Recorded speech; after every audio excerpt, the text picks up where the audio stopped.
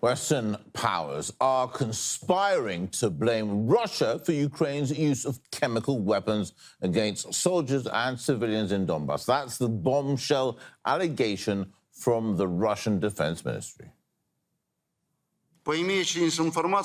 According to available information, the US and Germany, together with Ukraine and the Technical Secretariat of the Organization for the Prohibition of Chemical Weapons, are preparing a special mission to investigate the so-called facts of the use of chemical weapons in Ukraine in order to blame them on Russia. One of the so-called independent states is supposed to initiate an investigation and fabricate evidence that Russia used toxic chemicals during the special military operation. The Americans have already allocated about $400,000 for this purpose. At the same time, the Organization for the Prohibition of Chemical Weapons has received from its Western patrons instructions not to react in any way to Russia's statement on the violations of the convention by Ukraine.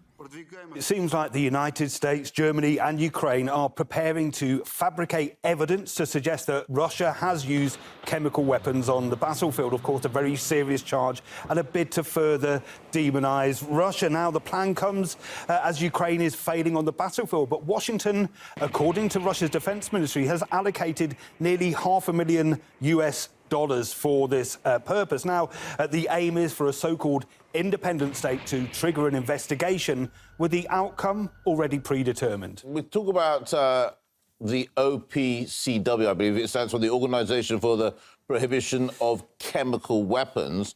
But, Steve, what has the Russian Defense Ministry said about their role specifically in this? Well, they've been very critical of the OPCW. This is a body that is charged with overseeing adherence to the Chemical Weapons Convention. This is an international treaty signed by nearly 200 countries, including Russia and Ukraine. Now, it says that the OPCW has received instructions from its Western supervisors, basically not to respond to any statements by the Russian Federation about potential violations of the treaty by Ukraine. Now, the organisation itself is politically compromised. It's been accused of bias. Back in 2018, it changed its remit so that it could apportion blame for chemical attacks. Now, Russia and other countries accuse it of being nothing more than a tool of the Western powers. Back in 2019, I was one of only 2 journalists in Britain who covered the manipulation of a document by the OPCW. It sought to blame the Syrian government for an alleged chemical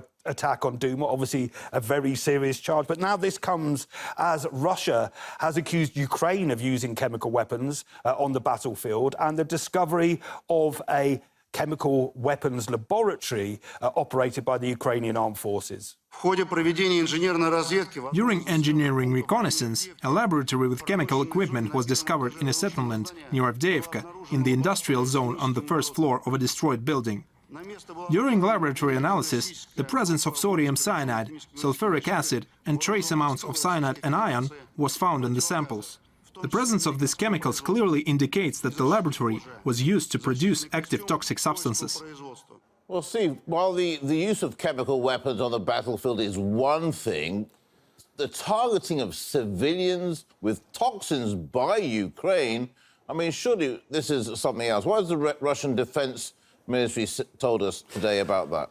Well, they've said that they've discovered this sophisticated laboratory. It was found in an industrial zone in the city of Avdiivka. Now, this has been analysed by specialists from the Russian armed forces. Now, what they found there was all the equipment necessary for the production of 3 kilograms of chemicals a day, sulfuric acid and cyanide, which makes a compound just 70 to 80 milligrams is a lethal enough dose if inhaled by humans. Now, they found this compound which smells of almonds, and when it's inhaled, it starts to slowly react in the respiratory system. It causes dizziness, rapid vomiting, convulsions, paralysis, and eventually death. Now, this chemical was apparently used in a UAV attack in Russia's Belgorod region in June 2024. This has been confirmed by laboratory tests.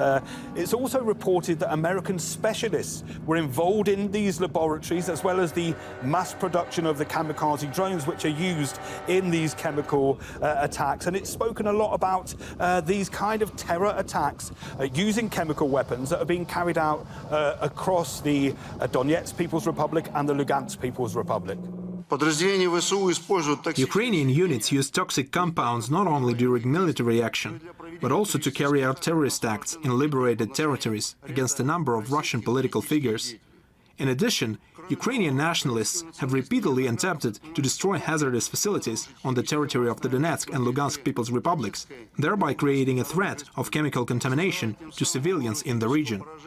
Now, one of the other toxins that the Russian Defense Ministry said that was being used was taboo. Now, this was used in Halabja, an Iraqi city which is synonymous with chemical attacks. It's a city that I visited many times. Now, at least 5,000 people were killed there back in 1988 in a chemical attack during the tail end of the Iran-Iraq war. But when I've spoken to people there, survivors and eyewitnesses, they talk about the long-term effects, the long-term impact, the poisoning of soil and the poisoning of water. So such attacks by using these chemical weapons should be taken very, very seriously. Now, Russia says it has documented more than 400 such attacks and it has consistently submitted its findings to the OPCW. But so far, it's been met by a wall of silence.